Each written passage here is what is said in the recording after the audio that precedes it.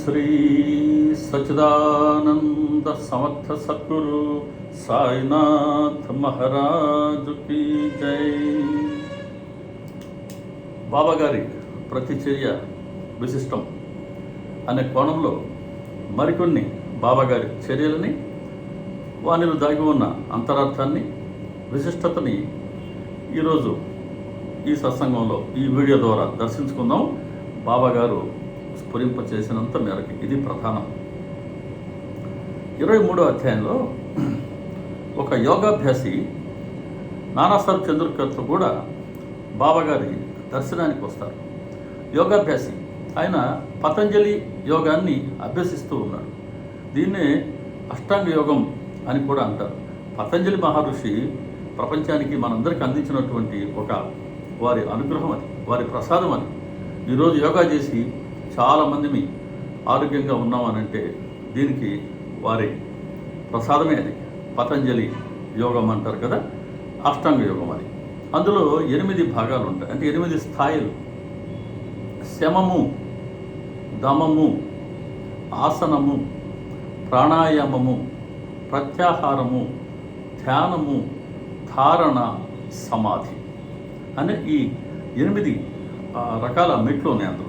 ఇందులో ఒక సాధకుడు శమము దగ్గర నుంచి తన సాధన ప్రారంభించి చిట్ట చివరిదైనటువంటి సమాధి స్థితిని పొందాలి. సమాధి స్థితి ఇక్కడ సాధకుడు తన శరీరం నేను అనే భావనని పూర్తిగా త్యజించి ప్రపంచాన్ని మొత్తాన్ని ఆయన మర్చిపోయి తన మనసుని పరమాత్మతో దృఢంగా అనుసంధానం చేసి ఆ స్థితిలో ఆనందాన్ని అనుభవించడం అత్యుత్తమ స్థితి. దాని కొరకే మనిషి శరీరం మనకోసారి మానవ శరీరం లభించేది. యోగ మార్గంలో దానిని సాధించుకున్న వాళ్ళు చాలామంది ఉన్నారు. మనలాంటి వాళ్ళకి ఇది మనం చదువుకున్నాం, వింటున్నాం, అంతే చెప్పుకుంటున్నాం. కానీ దాన్ని ప్రాక్టికల్గా అనుభవపూర్వకంగా తెలుసుకోవాలంటే మన సాధన చాలు. కాబట్టి సాయిబాబా గారు, శ్రీరామకృష్ణ పరమహంస గారు, స్వామి వివేకానంద, శారదామాత, ఇటువంటి మన రమణ మహర్షి గారు, ఈ మహాత్ములందరూ ఆ సాధనలో ఆ చిట్ట చివరి దశని చేరుకున్నవారు. సరే, బాబాగారు సాక్షాత్ పరబ్రహ్మ, ఆయనకి ఏ సాధన అవసరం లేదు.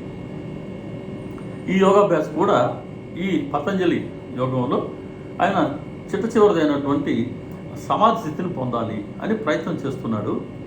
ఏదో సమస్య ఉంది, అతడి మనసు ఆ సమాధి స్థితిలో కొన్ని క్షణాలు కూడా ఉండటం లేదు. చాలా కష్టమైన పని, ఉండడం లేదు. కాబట్టి ఎక్కడో లోపం ఉంది, దీన్ని ఎలా నేను తొలగించుకోవాలని ఇంకా దానికోసం అన్వేషిస్తున్నాడు. చంద్రకర్ గారితో పరిచయం అయింది. చంద్రకర్ చెప్పారు, రా షిరిడీకి రా, మాకు బాబా గారు ఉన్నారు, వారి ద్వారా నువ్వు నీ సందేహాన్ని తొలగించుకోవచ్చు అని అన్నారు. ఆ యోగాభ్యాసి బాబాగారితో పాటుగా షిరిడీకి రావడం జరిగింది. బాబాగారి దర్శనార్థం ద్వారకామాయిలో ప్రవేశించారు. బాబాగారి ఒక ప్రత్యేకమైన శైలిని జాగ్రత్తగా గమనించండి. ఎవరైనా సరే క్రొత్త భక్తుడు కనుక తమ దర్శనానికి వస్తే, దీనికన్నా ఎవరైనా సరే అప్పటి భక్తులు కానీ ఇప్పటి మనం కానీ సృష్టి ఉన్నంత వరకు బాబాగారి సన్నిధికి వెళ్ళబోయే భక్తులందరూ కూడా మనంతగా మనం వెళ్ళలేమండి. బాబాగారు రప్పించుకుంటేనే మనం వెళ్ళగలం. అలాగే యోగాభ్యాసుడు కూడా అతడి కోరిక తీర్చడానికి, అతడి సాధనలో అతడు చివరి లక్ష్యాన్ని చేరడానికి కోసమే, అదే అనుగ్రహం అంటే. ఆయన కోరుకోలేదు. ఎలాగో చంద్రకర్తో పరిచయం చేశారు బాబా, చంద్రకర్ ద్వారా ఇతరుని రప్పించుకున్నారు. ఎవరైనా సరే ఇటువంటి క్రొత్త వ్యక్తి తమ సన్నిధికి వస్తే, మరి ఆ క్రొత్త వ్యక్తి బాబాగారి ద్వారా ఫలితం పొందాలా అని అంటే ముందు బాబాగారి పట్ల నమ్మకం కలగాలి కదా. అలా మొట్టమొదటి చర్యతోనో మొట్టమొదటి మాటతోనో బాబాగారు ఆ వచ్చిన క్రొత్త వ్యక్తికి తమ పట్ల నమ్మకాన్ని కలిగిస్తారు. నమ్మకం ఉన్న వ్యక్తి కనుక వస్తే అతనికి తమ పట్ల విశ్వాసాన్ని కుదిరిస్తారు. విశ్వాసి కనుక వస్తూ ఉంటే అనేక అనుభవాలతో ఈ విశ్వాసాన్ని శ్రద్ధగా పరిణమించేలా బాబాగారు అనుగ్రహిస్తారు. ఏ భక్తుడినైనా సరే మీరు వారి చరిత్ర అధ్యయనం చేయండి. బాబాగారి తొలి సమావేశం ఎప్పుడు ఇలాగ ప్రత్యేకంగా ఉంటుంది. చూడండి ఇక్కడ ఎంత విచిత్రమో. వచ్చిందేమో యోగాభ్యాసి. బాబా ఏం చేస్తున్నారు? ఒక ఎండిపోయిన సద్ది రొట్టెను ఉల్లిపాయతో నంచుకుంటూ తింటున్నారు. ఎండు రొట్టె, సద్ది రొట్టె ఉంది, ఉల్లిపాయ, ఈ రెంటిని బాబాగారు తింటున్నారు. ఈ యోగాభ్యాసి మనసులో ఒకసారి వికల్పం కలిగింది. కారణం ఏంటంటే, మనం చెప్పుకున్నట్టుగా ఈ యోగ మార్గంలో సాధకుడికి ఉల్లిపాయ భుజించడం నిషిద్ధం. కారణం ఏంటంటే, ఉల్లిపాయ తమో గుణాన్ని ప్రకోపింపచేస్తుంది అనే ఉద్దేశంతో ఉల్లిపాయని వాళ్ళు తినరు సాధకులు. మరి తను వచ్చిందేమో తన యోగ మార్గంలో చిట్ట చివరిదైన సమాధి స్థితిలో తనకున్న సమస్యను తీర్చుకోవడానికి. మరి బాబా గారేమో ఆ యోగ మార్గానికే విరుద్ధంగా ఉండే యోగ మార్గం నిషేధించినటువంటి ఉల్లిపాయను నంచుకుంటూ ఆయన రొట్టెను తింటున్నారు. ఒక్కసారిగా అయ్యో, ఇతను ఉల్లిపాయని నంచుకుంటూ రొట్టె తింటున్నాడే, ఇతడు నాకున్నటువంటి సందేహాన్ని ఎలా తీర్చగలడబ్బా అని మనసులో వికల్పం కలిగింది. బాబాగారు సర్వాంతర్యామి, ఎదురుగా ఏంటి ప్రపంచంలో వారి చెవి, వారి కన్ను లేని ఒక్క సదరపు మిల్లీమీటర్ అంత స్థలం కూడా విశ్వంలో ఎక్కడా ఉండదు. అటువంటిది వారి సన్నిధిలో ఇతర మనసులో ఈ వికల్పం కలగగానే బాబాగారు వెంటనే స్పాంటేనియస్గా, తక్షణం అంటాం మనం, నాన్నతో అంటున్నాడు, నాన్న, ఉల్లిపాయని తిని ఎవరైతే జీర్ణించుకోగలరో వాళ్ళే ఉల్లిపాయను తినాలి. ఉల్లిపాయను జీర్ణించుకోగలిగిన వారు నిర్భయంగా ఉల్లిపాయను తినవచ్చు అని అన్నారు. ఇక ఊహించుకోండి ఆ సాధకుడి మనసులో ఎటువంటి భావం వచ్చుంటుందో. ఒకసారిగా ఆనందించాడు. అబ్బా, నా మనసులో ఉన్న ఈ వికల్పానికి బాబాగారు వెంటనే సమాధానం ఇచ్చారు, వీరు మహాత్ములు అని అతనికి బాబాగారి పట్ల నమ్మకం కలిగింది. వెంటనే వెళ్ళి బాబాగారి చరణాల వద్ద కూర్చున్నారు. బాబాగారి పాదాలకు ఆయన నమస్కరించాడు. బాబాగారితో తన సమస్యను చెప్పుకున్నాడు. బాబాగారి ద్వారా తన సందేహాలని నివృత్తి చేసుకున్నారు. బాబాగారి ఆశీర్వాదాన్ని, బాబాగారి అనుమతిని, బాబాగారి ఊది ప్రసాదాన్ని తీసుకొని అతను సంతోషంగా, తృప్తిగా తిరిగి వెళ్ళిపోయాడు. ఎవరైనా సరేనండి, బాబాగారి సన్నిధికి వస్తే చాలు అసంతృప్తితో ఎవ్వరు తిరిగి వెళ్ళరు. అప్పుడు కానీ, ఇప్పుడు కానీ, ఎప్పటికి కానీ. కారణం ఏంటి అని అంటే, ఎవరికి ఏం కావాలో అది ఇచ్చేందుకే అవతరించిన పరబ్రహ్మ బాబాగారు. అదే బాబాగారు చెప్పింది, ఎవరికి ఏం కావాలన్నా ఇచ్చేందుకు నేను సిద్ధంగా ఉన్నా. కాకుంటే ఇచ్చే ముందు మన అర్హతను ఆయన పరీక్షిస్తారు. వాస్తవానికి అర్హతను మించే ఆయన మనకు ఇచ్చారు, ఇస్తున్నారు, ఇస్తూనే ఉంటారు. ఇక్కడ మనం గ్రహించాల్సింది, ఈ యోగాభ్యాస కంటే తన సమాధి స్థితికి కొన్ని అడ్డంకులు తొలగించుకునేందుకు వచ్చాడు. అదేవిధంగా సచరిత్రలు గమనించండి, ఎవరికి ఏ సమస్య ఉన్నా ఆ సమస్యకు పరిష్కారం లభించింది ద్వారకామాయిలో, బాబాగారి సన్నిధిలో, షిర్డీలో. సంతానం కావాలన్నా షిర్డీకి వెళ్ళు, ఆరోగ్యం బాగాలేదా షిర్డీకి వెళ్ళు, ఉద్యోగం కావాలన్నా షిర్డీకి వెళ్ళు, మనశ్శాంతి కావాలన్నా షిర్డీకి వెళ్ళు, నీకు ఆత్మసాక్షాత్కారం కావాలన్నా, అంటే ఆధ్యాత్మిక మార్గంలో ప్రవేశించాలనుకుంటున్నావా, ప్రయాణం చేయాలనుకుంటున్నావా, దానికి కూడా షిర్డీకి వెళ్ళు. ఈ విధంగా ఇహపరమైన కోరికలున్నా లేకపోతే ఆధ్యాత్మిక కోరికలున్నా సరే, వీటన్నిటికీ పరిష్కారం లభించేది, ఇవి ఫలించేది షిర్డీలో, ద్వారకామాయిలో, బాబాగారి సన్నిధిలో. అటువంటి సద్గురువుని మనం ఆశ్రయించున్నాం కాదండి. ఆయనే ఎంతో ప్రేమతో మనందరినీ ఆయన పట్టుకొని కూర్చో ఉన్నారు. ఆయన స్కూల్లో మనం ఎంటర్ అయ్యాం. అంతవరకు చాలా అదృష్టవంతులు. ఇక్కడ ఈ ఉల్లిపాయ నంచుకుంటూ ఈ రొట్టెను తినడం ద్వారా బాబాగారు ఏం తెలియచేస్తున్నారు అని అంటే, ముందే మనం చేశాను, ఉల్లిపాయ తమో గుణాన్ని ప్రకోపింపచేస్తుంది. తాము అంటే బాబాగారు త్రిగుణాలకి అతీతుడు కదా ఆయన. కాబట్టి ఇటువంటి తమో గుణాన్ని ఉల్లిపాయ తిన్నంత మాత్రాన అది నన్ను ఏం చేయజాలదు నాన్న, నేను ఇప్పటికే గుణాతీతుడిని. ఎవరు గుణాతీతులు? త్రిగుణాలకు అతీతుడు. సత్వ రజ తమో గుణాలకు అతీతం ఎవరంటే ఎవరైతే మాయకు అతీతులో, ఎవరి వద్ద మాయకి తావు లేదో అటువంటి వారు సాక్షాత్ పరబ్రహ్మ స్వరూపులైనటువంటి సత్పురుషులు. బాబాగారు సాక్షాత్ పరబ్రహ్మ కాబట్టి నేను గుణాతీతుడిని, నేను సాక్షాత్తు పరబ్రహ్మని అని స్పష్టంగా ఇక్కడ మనకు తెలియచేస్తున్నారు. అలా ఈ చర్య యొక్క విశిష్టత దీనిగా మనం గ్రహించవచ్చు. తర్వాత 27వ అధ్యాయానికి వెళ్దాం. 27వ అధ్యాయం బాబాగారు శ్యామకి అక్కడ ఉన్న ఒక రామదాసి అనే భక్తుడి వద్ద ఉండే విష్ణు సహస్రనామం అనే పుస్తకాన్ని తీసి శ్యామ వద్దు అంటున్నా కూడా శ్యామ జేబులో పెట్టారు. ఇది చర్య. ఇక అసలు ఈ రామదాస్ ఎవరు? శ్యామకి బాబా గారికి మధ్యలో ఉన్న బంధం ఎటువంటిది అని మనం ప్రస్తావించుకుంటే ముందు శ్యామది ప్రస్తావిస్తాను. శ్యామ షిరిడీలో పనిచేసే ఒక చిన్నపాటి మరాఠీ ఎలిమెంటరీ స్కూల్ టీచర్. షిరిడీకి బాబా గారు వెళ్ళిన తొలినాళ్ళలో ఆయన ఆ మరాఠీ స్కూల్ ఎలిమెంటరీ స్కూల్లో టీచర్ శ్యామ. సరే, బాబా గారిని గమనిస్తున్నారు ఆయన. క్రమక్రమంగా బాబా గారి పట్ల ముందు అందరిలాగా పిచ్చి ఫకీర్ అనుకున్నారు ఆయన కూడా. తర్వాత బాబా గారి పట్ల నమ్మకం కలిగింది, విశ్వాసం కుదిరింది. ఇంకా షిరిడీకి బయట నుంచి మనలాంటి భక్తులు రాసాగారు. ఇలా ఎవరైనా దూర ప్రాంతం నుండి వచ్చిన భక్తులు వస్తే అతడు తీసుకెళ్ళి, అంటే శ్యామ చెప్పాలని కాదు, శ్యామ చెప్పకపోయినా ఆ భక్తుడిని పిలిపించుకుంది బాబాగారే కాబట్టి ఎందు నిమిత్తం పిలిపించుకున్నారో బాబాగారికి తెలుసు.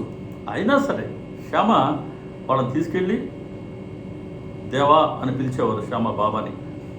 ఇదిగో పలానా ఊరి నుంచి వచ్చారు బాబా, వీరి సమస్య ఇది, ఇదిగో మీరు దయచూపండి అని మనలాంటి వాళ్ళ సమస్యని బాబా గారికి ఆయన తెలియచేసేవారు.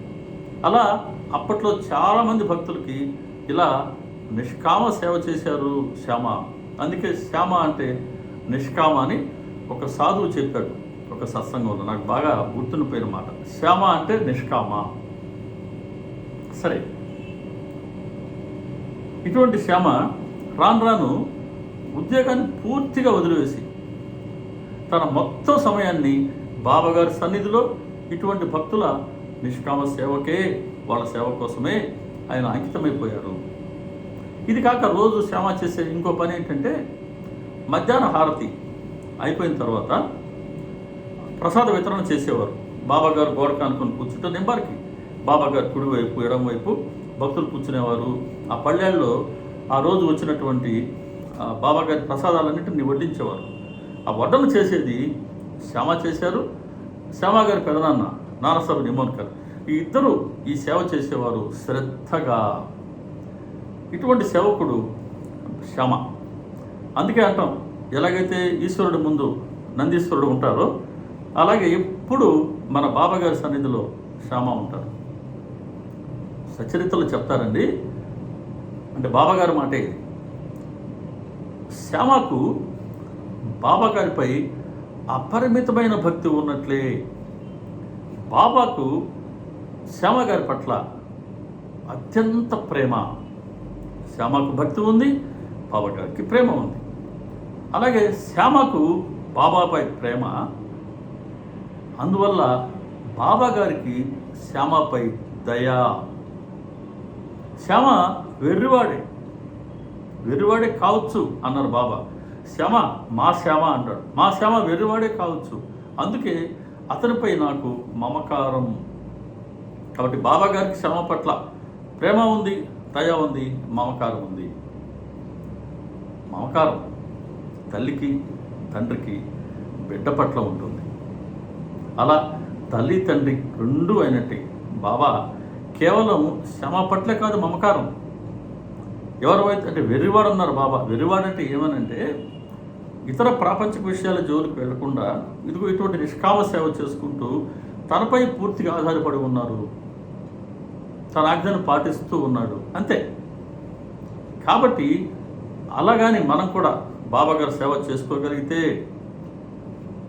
వారికి మన పట్ల కూడా ప్రేమ ఉంటుంది, దయ ఉంటుంది, మమకారం కూడా ఉంటుంది.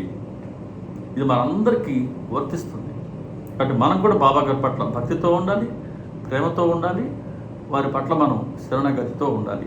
నిష్కామ సేవ చేయక తప్పదండి జీవితంలో. సేవ చేయకుండా పారాయణ, సత్సంగాలు, కీర్తన, షిరిడి యాత్రలు, హారతులు ఇవన్నీ చేసుకుందాం. ఇవన్నీ చేసుకుంటే ఇవి చివరికి మనం ఎక్కడ తీసుకెళ్ళాలి అని అంటే ఇటువంటి నిష్కామ సేవకే తీసుకువెళ్ళాలి. అది మన శక్తి కొద్దీ మనం నిష్కామ సేవ చేయవలసింది. ఇది శ్యామకి బాబా గారికి మధ్యలో ఉన్న బంధం. ఇక ఈ రామదాసి పాత్ర ఉంది కదా, ఈయన రామభక్తుడు, అందుకే రామదాసి. నిత్యం షిరిడిలో ఉండేవారు. అప్పట్లో ఉదయాన్నే వేకువజాముని స్నానం చేసి, కాలకృత్యాలు తెచ్చుకొని స్నానం చేసి, కాషాయ వస్త్రాన్ని ధరించి, విభూతి రాసుకొని వచ్చి బాబాగారి సన్నిధిలో కూర్చొని ద్వారకామాయిలో విష్ణు సహస్రనామ ఆవర్తన చేసి తరువాత ఆధ్యాత్మ రామాయణాన్ని పారాయణం చేసేవారు. ఇది ఆయన నిత్యకృత్యం, ఇది ఆయన అనుష్ఠానం. ఇలా రామదాసి ఆయన వచ్చి ఒకరోజు ఉదయం బాబాగారి సన్నిధిలో విష్ణు సహస్రనామావర్తన అయిపోయింది, ఆధ్యాత్మ రామాయణాన్ని ఆయన పారాయణ చేసుకుంటూ ఉన్నారు. ఇక శ్యామ మనం చేశాం. శ్యామ గారు బాబా గారికి సేవ చేస్తూనే ఉన్నారు. శ్యామ చేసిన సేవ ఫలించింది అని బాబా గారు భావించారు. ఇప్పుడు శ్యామకి ఒక మంచి నియమాన్ని చూపించి, ఒక నియమాన్ని విధించి శ్యామ ప్రపంచం నుండి విశ్రాంతి పొందాలి అని బాబా గారు సంకల్పించుకున్నారు. అంటే ఒక మంచి నియమాన్ని చూపించి భక్తి మార్గం యొక్క అత్యుత్తమ ఫలితాన్ని శ్యామ పొంది, అంటే అతడి మనసు ప్రపంచము నుండి లేదా ప్రాపంచిక విషయాల నుండి విశ్రాంతి పొందాలి అని బాబా గారు సంకల్పించుకున్నారు. చాలా జాగ్రత్తగా గమనించండి, చాలా మంచి మాట ఇది. శ్యామ కోరుకోలేదు, సేవ చేస్తూనే ఉన్నారు అంతే. ప్రతిఫలాన్ని ఆశించలేదు. ప్రతిఫలాన్ని ఆశించకుండా చేసే సేవే నిష్కామ సేవ. మరి అటువంటి శ్యామ చేసిన సేవ ఫలించింది అని సద్గురు బాబా గారు అనుకున్నారు. ఇప్పుడు ఒక నియమాన్ని అతనికి విధించాలనుకున్నారు. భక్తి మార్గంలో అతను మంచి ఫలితాన్ని పొందాలి. ఆ మంచి ఫలితం ఏంటి అని అంటే అతని మనసు ప్రాపంచిక విషయాల నుండి విశ్రాంతి తీసుకోవాలి. అంటే ఇంకా ప్రాపంచిక విషయం అతని మనసులో లేకుండా మనసు నిశ్చల స్థితిని పొందడమే. అంటే మనసులో ఉండే కోరికల్ని, నేను అనే అహంకారాన్ని, నాది అనే మమకారాన్ని పూర్తిగా తొలగించి అతని మనసుని, అంటే ఆ మనోవృత్తిని శూన్యం చేయాలి అనుకున్నారు బాబా గారు. ఆ మనోవృత్తి శూన్యమైతేనే మానసిక విశ్రాంతి లభించేది. అటువంటి ఫలితాన్ని శ్యామకి ఇవ్వదలుచుకున్నారు. ఇది అనుగ్రహ ప్రదానం. అంటే మనం కోరుకోలేదు, శ్యామ కోరుకోలేదు, అయినా సరే శ్యామకి ఎటువంటి అనుగ్రహ ప్రదానం చేస్తున్నారో బాబా చూడండి, ఏ విధంగా చేస్తున్నారో వినండి. బాబా గారు లేచి తమ స్థానం నుండి వచ్చి రామదాసి వద్దకు వచ్చారు. రామదాసి, నాకు కడుపు నొప్పి పుడుతుందయ్యా, అంగడికి వెళ్ళి సోరాముఖి తీసుకురా, దాన్ని కాస్త తీసుకుంటే కానీ ఈ నొప్పి తగ్గేటట్లేదు సుమా అన్నాడు. సరే బాబా గారు చెప్పారు కదా అని తను చదువుతున్న ఆ పేజీలో ఒక గుర్తుగా పెట్టుకొని అంగడికి పరుగు తీశాడు ఈ రామదాసి. వెంటనే బాబా గారు అక్కడ ఉన్న అతడి పుస్తకాల్లో నుంచి విష్ణు సహస్రనామం అనే పుస్తకాన్ని తీశారు. మన వాళ్ళు చాలామంది రోజు పారాయణ చేస్తుంటారు.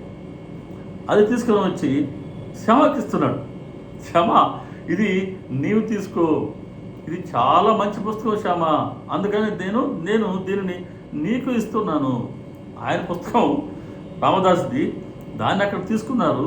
శ్యామతో ఏమంటున్నారు, చాలా మంచి పుస్తకం, దీనికి చాలా గొప్ప గుణాలు ఉన్నాయి, అందుకోసం నీకు నేను ఈ పుస్తకాన్ని ఇస్తున్నాను.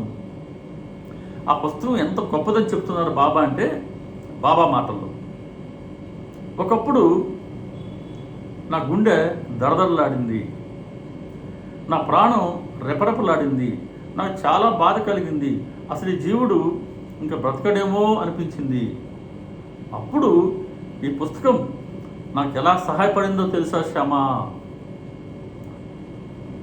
ఈ పుస్తకాన్ని ఒక్క క్షణం హత్తుకున్నాను నేను నా గుండెలకు. హత్తుకోగానే దేవుడే నాలో ప్రవేశించి ఈ జీవుడిని రక్షించాడు శ్యామ. అంతటి గొప్ప పుస్తకం ఇది. కాబట్టి ఈ పుస్తకాన్ని నువ్వు తీసుకువెళ్ళు, రోజు మెల్లమెల్లగా చదువు అన్నారు. చాలా మంచి విషయం ఇది. ఏ పుస్తకాన్నైనా, ఏ సద్గ్రంథాన్నైనా మెల్లమెల్లగా చదవాలి. ఇదే చెప్తున్నారు బాబా. ఈ పుస్తకం తీసుకువెళ్ళు, మెల్లమెల్లగా చదువు, రోజు ఒకటో అరో మాటను నేర్చుకో, చాలా ఆనందాన్ని ఇస్తుంది. కట్ట మంచి పుస్తకం ఏమిస్తుందంటే ఆనందాన్ని ఇస్తుంది.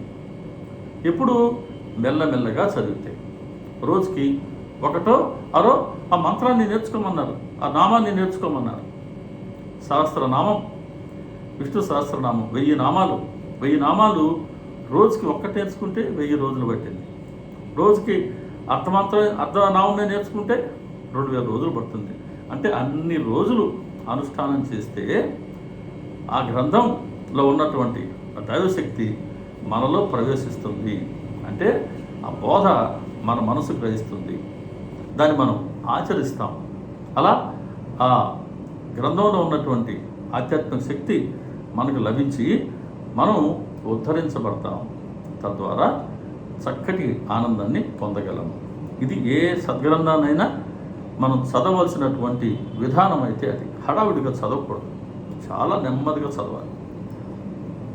శ్యామ అనుకున్నాడు, అమ్మో రామదాసి చాలా కోపిష్టి, ఇక రామదాస్ పుస్తకం తీసుకొచ్చి బాబా నాకు ఇస్తున్నాడు అని అంటే ఏదో మా ఇద్దరికి బాబా గారు తగదా పెట్టాలనుకుంటున్నాడు అనుకొని బాబా గారు చెప్తాడు. చాలా అంటే బాబా గారి దగ్గర చాలా చనువు ఉంది శ్యామకి, చాలా చనువు. అందుకని దేవా, అసలు ఈ పుస్తకం రామదాస్ది, చాలా కోపిష్టి స్వభావం అతనిది, చాలా కోపిష్టి, చాలా తలతిక్కగా వాగుతాడు, ఇదంతా నేనే చేశాను అనుకుంటాడు, నా మీద కోపడతాడు. అందున ఈ పుస్తకమా సంస్కృతంలో ఉంది, నాదే మొరటు వాకు, నేనా సంస్కృత పదాలు నేను ఉచ్చరించలేను స్పష్టంగా, కాబట్టి నాకెందుకు ఇది అంటాడు. లేదు శ్యామ, ఇది నీవు తీసుకోవాల్సిందే. అంటే బాబాగారి సంకల్పం ఏంటి అంటే విష్ణు సహస్రనామం అనే మాలను ఆయన స్వయంగా శ్యామ కంఠంలో వేసి శ్యామను ఈ ప్రాపంచిక బాధల నుండి ఆయన ముక్తుని చేయాలనుకున్నారు. అంటే ఈ భావబంధనాల నుంచి శ్యామని ముక్తుని చేయాలనుకున్నాడు. కాబట్టి ఈ విష్ణు సహస్రనామం పుస్తకం తీసుకెళ్ళాలి శ్యామ, విష్ణు సహస్రనామాలను ఆయన నేర్చుకోవాలి. అంటే ఆ నామ జపానికి అంతటి శక్తి ఉంది. నామం యొక్క ప్రభావాన్ని చెప్తూ బాబాగారు ఈ అధ్యాయంలో నామం పాపం అనే పాతక పర్వతాలని పగలగొడుతుందంట. అంటే మనం అనేక వెనకటి జన్మల్లో చేసుకుని ఎన్ని పాపాలున్నా నామజపంతో అవన్నీ కరిగిపోతాయట.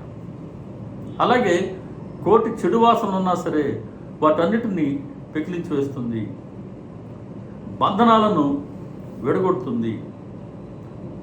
జనన మరణ చక్రం నుంచి నామం మనల్ని తప్పిస్తుంది. నామం పరమార్థాన్ని పోషిస్తుంది. నామ చిహ్వకు భూషణం. రకరకాలేదో మాట్లాడుతూ ఉంటాం, అదే భగవంతుడి నామాన్ని, మన సద్గురు నామాన్ని కనుక మనం మాట్లాడుతూ ఉంటే, పలుకుతుంటే ఎంత పవిత్రమవుతుంది అంతఃకరణం. కాబట్టి అంతఃకరణాన్ని పరిశుద్ధపరచుకోవటానికి నామజపాన్ని మించిన ఉపాసన లేదు. ఎటువంటి సమయంలోనైనా నామజపం చేయవచ్చు. పలానా సమయంలో చేయకూడదని కానీ, ఎటువంటి ప్రదోష సమయం కానీ, ఎటువంటి అడ్డంకులు లేవు. నిరవధికంగా ఎటువంటి అభ్యంతరాలు ఆటంకాలు లేకుండా ఆనందంగా నామజపం చేసుకోవచ్చు. ఇతర అనుష్ఠానాలు చేయాలంటే దానికి ఎన్నో విధి విధానాలు ఉంటాయి, దానికి స్నానమాచరించాలి, ఇంకోటి ఎన్నో ఉంటాయి. నామజపానికి ఇవన్నీ అవసరం లేదు. ప్రశాంతంగా కూర్చున్నామా, నామజపం చేసుకున్నామా. కాబట్టి నా నామాన్ని మెల్లగా లోపల స్మరించేవారు ఉత్తమ గుణ సంపన్నుల కంటే ఉత్తములు. నా నామాన్ని నిరంతరం స్మరించేవారిని సప్త సముద్రాలకు నేను దాటించి వాళ్ళని తరింపజేస్తాను అని నామం యొక్క ప్రత్యేకతని ఈ అధ్యాయంలో బాబా గారు మనకు స్పష్టంగా తెలియజేస్తూ ఇటువంటి విష్ణు సహస్ర నామమాలని ఆయన స్వయంగా శ్యామకంఠంలో వేయాలనుకొని అతనికి ఈ పుస్తకాన్ని చదవాలి అనే నియమాన్ని విధించి తద్వారా అతని మనసుని ప్రాపంచిక బాధల నుండి ముక్తుని చేయాలి, విశ్రాంతి పొందించాలి అని అనుకున్నాడు.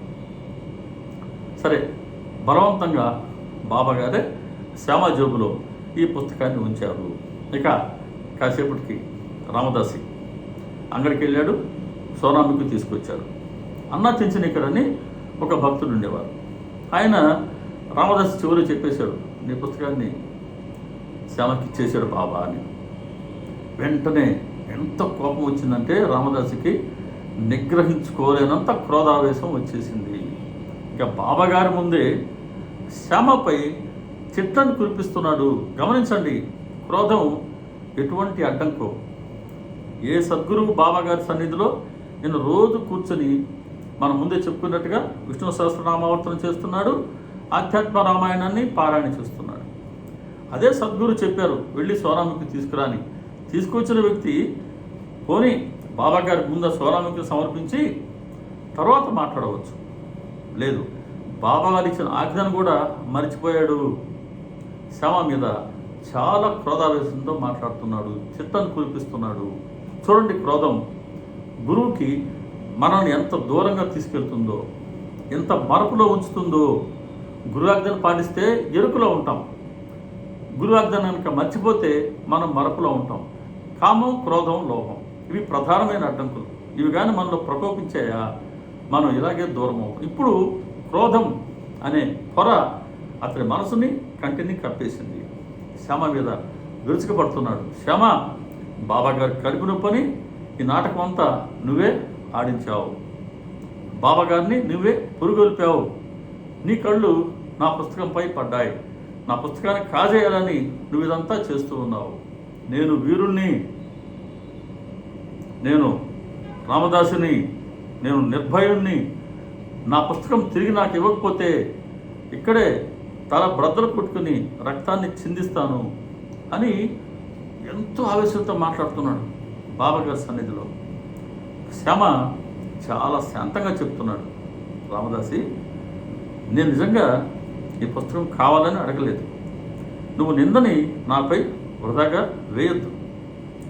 నేను కపటిని అని చెప్పి, అంటే నేనే చేశాను ఈ నాటకం అంతా అనుకుంటున్నావు కదా, అలా నాపై నువ్వు ఎటువంటి నిందారోపణ చేయవద్దు. నేను అసలు ఈ పుస్తకాన్ని కోరలేదు, బాబాగారే ఈ పుస్తకాన్ని నాకు ఇచ్చారు. అయినా సరే నీ పుస్తకానికి ఉన్న ప్రత్యేకత ఏంటి? ఇది బయట అంగట్లో దొరకదా? ఈ పుస్తకంలో రత్నాలు ఏమన్నా పొదుగున్నారా, బంగారాలు ఏమన్నా తొడుగున్నారా? బాబాగారి ముందు కూడా నువ్వు ఇలా మాట్లాడుతున్నావు అంటే బాబాగారి పట్ల కూడా నీకు విశ్వాసం లేదయ్యా, ఇది నిజంగా సిగ్గుపడవలసిన విషయం అని చాలా సౌమ్యంగా శ్యామ చెప్తున్నాడు. ఆహా, అయినా సరే రామదాసి తగ్గడం లేదు. ఇప్పుడు బాబాగారు వచ్చి, రామదాసి, ఇప్పుడు ఏమైందని ఇంతగా నువ్వు బాధపడుతూ ఉన్నావు, ఇంతగా నారాలు తెంచుకుంటూ ఉన్నావు, ఎందుకు వృధాగా నువ్వు కోప్పడుతూ ఉన్నావు? శ్యామ మన కుర్రవాడే కదా, ఇప్పుడు ఏమైందని నారాలు తెంచుకుంటూ ఉన్నావు? ఎందుకు ప్రపంచానికి తమాషా చూపిస్తూ ఉన్నావు? కాస్త మంచిగా మాట్లాడరాదు. ఆయన నువ్వు రామదాసిని చెప్పుకుంటున్నావయ్యా, నువ్వు రోజు ఈ గ్రంథాలను పారాయణ చేస్తూనే ఉన్నావు, కానీ నీ మనసు ఇంకా అపరిశుద్ధంగానే ఉంది. అంటే గ్రంథాలు చదివితే మన మనసు శుద్ధి కావాలి, అదే కదా కావాల్సింది. మన అంతఃకరణం శుద్ధి కావాలి. మన మనసులో ఇంకా రాగద్వేషాలు ఇవన్నీ సహజంగా ఉంటున్నాయి. మరి పారాయణ చేస్తున్నా, ఏం చేస్తున్నా, ఇవన్నీ ఉన్నాయని అంటే నువ్వు సాధన సక్రమమైన మార్గంలో లేనట్టే కదా. అది చెప్తున్నారు బాబా. ఇన్ని పుస్తకాలు చదువుతూ ఉన్నావు, అయినా నీ మనసు ఇంకా అపరిశుద్ధంగానే ఉంది. అయినా నువ్వు రామదాసుని అంటున్నావు, అయినా సరే నీలో ఉన్న కఠిన స్వభావం పోలేదు. రామదాసికి ఉండాల్సింది చూడు, ఆ పుస్తకం పట్ల నీకు ఇంకా వ్యామోహం ఉంది, నీకు ప్రతి విషయం పట్ల అనాసక్తి కదా ఉండవలసింది. నువ్వు రామదాసి కదా, రాముడికి నిన్ను సమర్పించుకున్నావు కదా. అటువంటి రామదాసికి చిన్న పెద్ద అన్ని వస్తువుల యందు సమతాభావం ఉండాలి, కానీ ఆ పుస్తకం పట్ల నీకు మమతే పోలేదు. వెళ్ళి నీ స్థలంలో కూర్చో.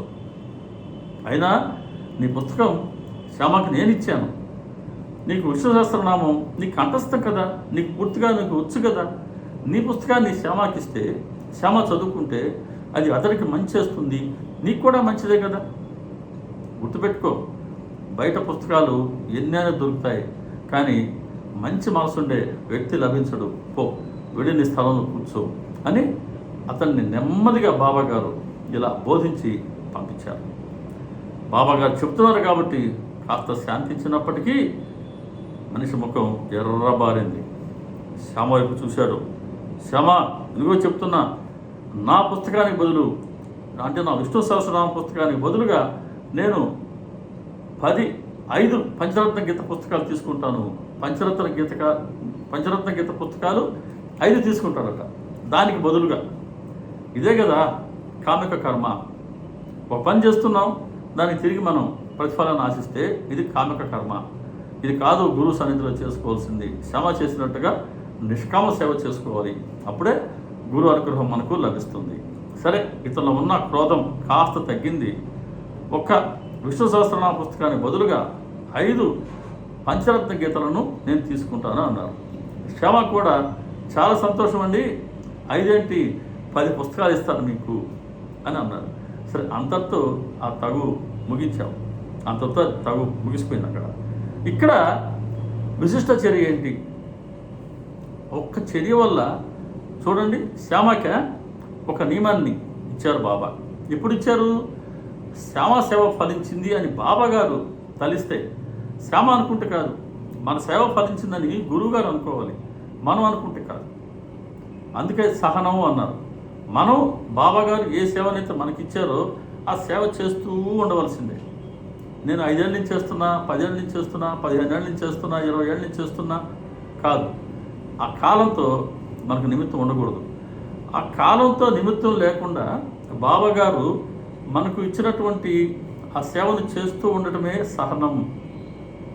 ఆ సహనం, అంత సహనం ఉండడానికి ఆయన పట్ల మనకు ఎంత శ్రద్ధ ఉండాలి, ఎంత భక్తి ఉండాలి, ఎంత ప్రేమ ఉండాలి, ఎంత నిష్ఠ ఉండాలి. కాబట్టి బాబాగారు కోరిన ఆ శ్రద్ధ, సహనం అవి సమర్పించాలంటే కొన్ని జన్మలు పట్టేస్తాయి. సరే, ఒకే జన్మలో సమర్పించిన వాళ్ళు కూడా ఉన్నారు మనకన్నా ముందు ఎంతోమంది. మాలసపతి లాంటి వాళ్ళు, దీక్షిత్ లాంటి వాళ్ళు, రాధాకృష్ణమయ్య లాంటి వాళ్ళు, మేఘశ్యాముడు లాంటి వాళ్ళు ఇలా ఉన్నారు. లేదని కాదు, కానీ అలా అంత భక్తి శ్రద్ధలతో మనం సాధన చేసుకుంటే సాధ్యమే. కాబట్టి మన సేవ ఫలించిందని బాబాగారు అనుకున్నప్పుడు మాత్రమే మనం కోరుకోకుండానే ఎటువంటి అనుగ్రహాన్ని ప్రదానం చేస్తున్నారో చూడండి. ఒక మంచి నియమాన్ని విధిస్తారండి బాబాగారు ప్రతి ఒక్కరికి. అది మన సేవను బట్టి, మన భావాన్ని బట్టి, మన భక్తిని బట్టి, శ్రద్ధను బట్టి, వారి పట్ల అనుకుంటే ప్రేమను బట్టి ఉంటుంది. ఒక్కొక్కరికి ఒక్కొక్క నియమాన్ని ఆయన విధిస్తారు. ఆ నియమించిన విషయాన్ని, దాన్ని నియమాన్ని మనం పాటిస్తూ ఉండడమే వారి అనుగ్రహం పొందాలా అని అంటే. కాబట్టి మనం బాబాగారికి సేవ చేసుకుంటూ ఉందాం. మన సేవ ఫలిస్తే తప్పకుండా బాబాగారు మనకు అనుగ్రహిస్తారు. అలాగే ఒక గ్రంథాన్ని, ఒక సద్గ్రంథాన్ని ఎలా చదవాలని చెప్తున్నారు? మెల్లగా చదవమంటున్నారు. బాబాగారు ఆ పుస్తకాన్ని ఆయన హృదయానికి ఆయన ఒక్క క్షణం హత్తుకున్నారు. అంటే హత్తుకోగానే ఆ దేవుడే తమ లోపలికి ప్రవేశించాడా అనిపించిందంట బాబాకి. అంటే అంతగా అందులో ఉన్న సారాన్ని మనం పూర్తిగా మన మనసు గ్రహించేలాగా నిదానంగా మెల్లగా చదివిన దాన్ని అర్థం చేసుకుంటూ, దాన్ని మనం శ్రవణం చేస్తున్నాం, దాన్ని మనం మననం చేసుకుంటూ, ఏం మననం చేస్తున్నామో దాన్ని క్రమక్రమంగా మనం ఆచరిస్తూ, అటువంటి ఆచరణే నిజమైన ఫలితాన్ని మనకు అనుగ్రహిస్తుంది. కాబట్టి శ్రవణం చేయాలి, మననం చేయాలి, మననం చేసిన దాన్ని మనం ఆచరించే ప్రయత్నం చేయాలి. కాబట్టి ఇన్ని రకాల బోధలు ఈ చిన్న చర్యలో ఇమిడి ఉన్నాయి. అలాగే క్రోధం గురువు దగ్గర, అసలు క్రోధమే ప్రధానమైన అడ్డంకి. ఒకసారి కోపం వచ్చిందా మన విఘ్నతను మనం కోల్పోతాం, మనం పూర్తిగా మరపులో పడిపోతాం, ఎరుకలో ఉండలేము. కాబట్టి కామాన్ని, క్రోధాన్ని, లోభాన్ని విడిచిపెట్టుకోమని బాబాగారు అనేక పర్యాలు చెప్తారు. సచ్చరిత్రలు ముందు మనం వాటిని దర్శించుకుందాం. కాబట్టి క్రోధం అనేది ప్రధానమైన అడ్డంకి. క్రోధాన్ని మనం త్యజించాలి అనే విషయాన్ని కూడా మనం బాబాగారి ఈ చర్య ద్వారా గ్రహించవచ్చు. ఇక మరిన్ని విశిష్టమైనటువంటి చర్యలు, వానిలో ఉన్న అంతరార్థాన్ని మనం తర్వాతి సత్సంగంలో మరొక వీడియోలో దర్శించుకుందాం. శ్రీ సచిదానంద సమర్థ సద్గురు సాయినాథ్ మహారాజు की जय।